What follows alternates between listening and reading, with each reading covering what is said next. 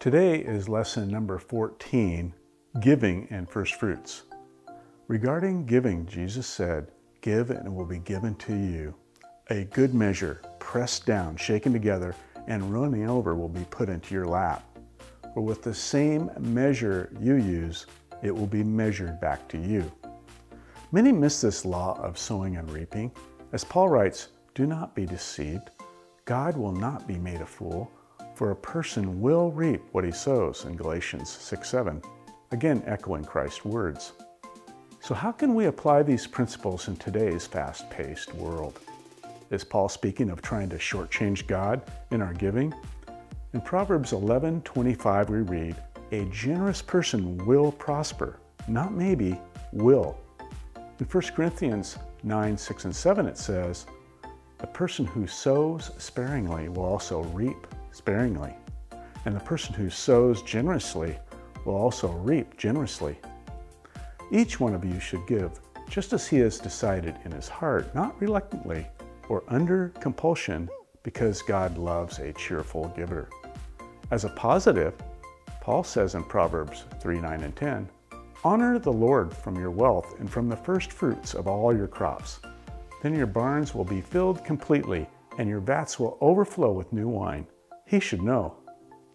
So now we come to the concept of first fruits.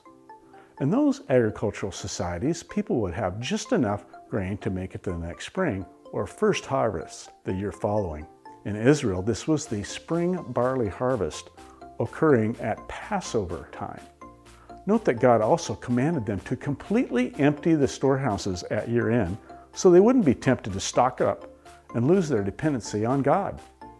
At this cutting, signal fires were set on all the hilltops around the country to communicate exactly the time when the sacred field was harvested. Note that the grain from this harvest was used to make the Passover loaf to celebrate this feast in Jerusalem, announced with trumpets. When the grain was deemed ready, the priests crossed over from the temple in great fanfare, cut 10 sheaves of barley, and carried them back to the temple courtyard for threshing and milling. These sheaves were also wave offered in the temple courts. Notice the symbolism here as Christ was beaten or milled and crucified, waved on this feast day, and later he rose. As the barley crop represented the end of food shortage and beginning of feasting in Israel, the happy people made great occasion of this expected annual provision from God, offering the first of the harvest based on the first tenth of the harvest and not the last. So if the origin of the tithe is symbolized in this feast and also the offering of Abraham, where he gave 1/10 to Melchizedek, both being of the first, how does this reconcile with us showing up in service after service with only leftovers and not our first fruits?